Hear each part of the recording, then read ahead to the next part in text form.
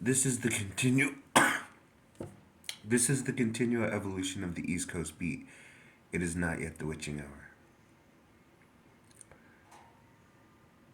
The universe spins one way, the earth another. Time, as we know, continues, as we know it.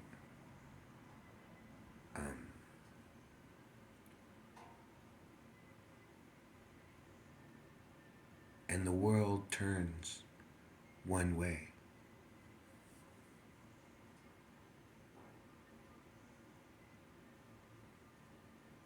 In the winter, the sun warms the skin.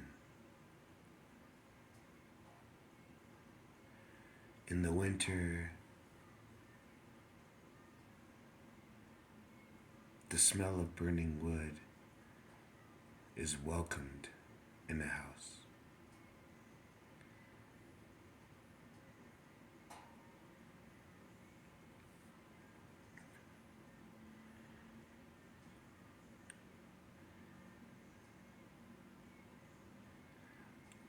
There's something about cold winter nights and blue pale moonlight.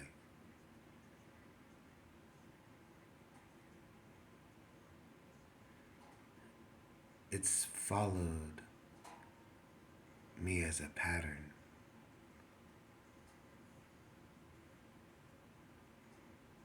Freezing cold nights in brick lined streets or cobblestone avenues or,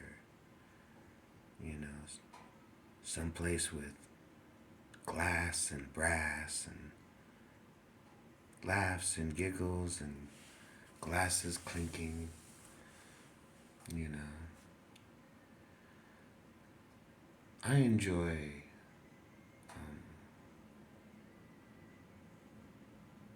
mountain, rivers running and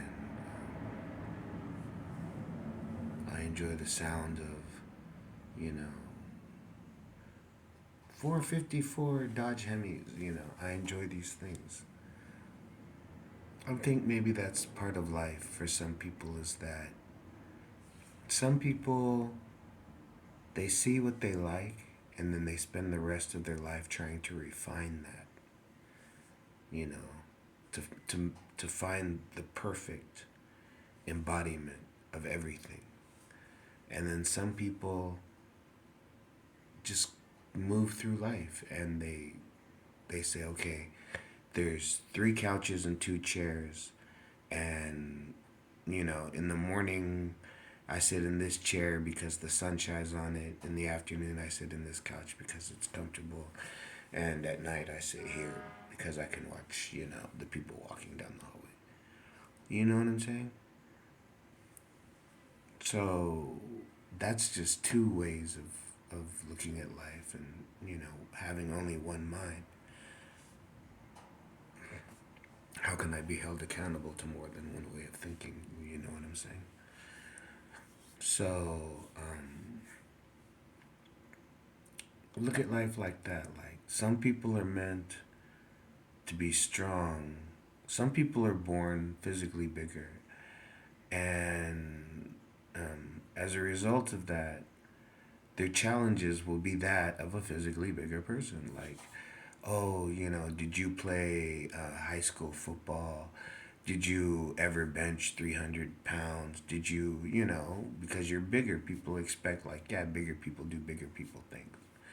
You know what I'm saying? Like, you wouldn't ask some little 100 and, 17-pound girl, hey, do you competitive eat? Like, just like, yeah, you know what I'm saying?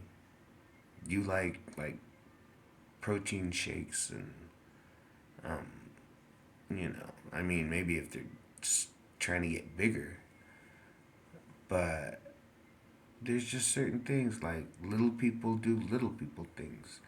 I was a average sized person that was just a couple pounds heavier than the next guy, so I did average sized guy things. you know. But there was always the like, okay, like in the movie Red Dawn, when the Russians attacked and the little town in Colorado, who were the kids that made it up to the mountains to become the rebel army? High school football players whose dad taught them to hunt in the mountains. Hey, you know what I'm saying? That caught my eye. I mean, I'm sure some people were watching this, some people were watching that.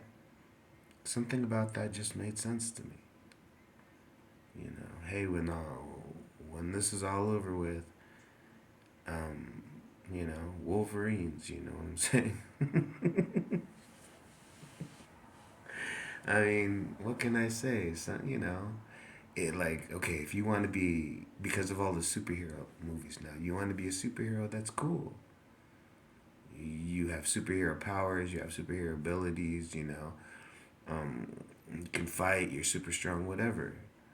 But the whole thing is, there's still an opponent, right? So it doesn't matter what your strengths are if you have nothing to use them against other than yourself. You know, you know what I'm saying? I mean, that's why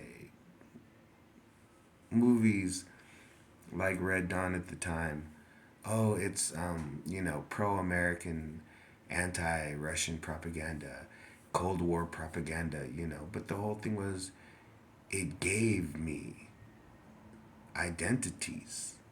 There was high school football player, there was hunter, soldier, rebel, you know. And then even as the enemy, there were all these different tankers and generals and I could have been a mayor. I could have grown up to be all these things from this one movie that made me realize that in my life I saw that as a real possible threat back in the 80s was that the United States and the Soviet Union at the time would get into an actual all-out war, that would lead up to nuclear annihilation, mutual assured destruction.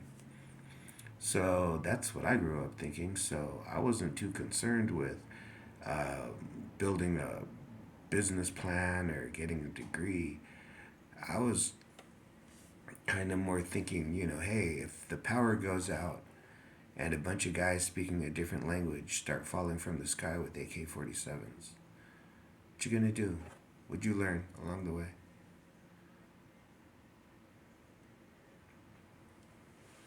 Well, you know what they did in the movie? The high school kid bashes the guy with the AK-47 onto the ground.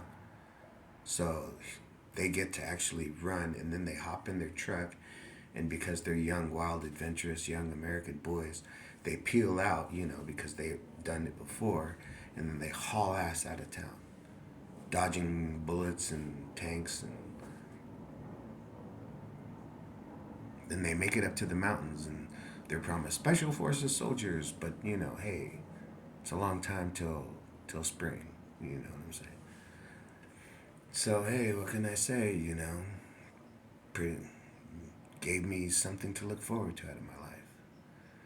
You know, I mean, if I never get to, drive a DeLorean 88 miles an hour and end up in the old Wild West, I don't know. Maybe if I had to, you know what I'm saying? Hey, the continual evolution of the East Coast beat.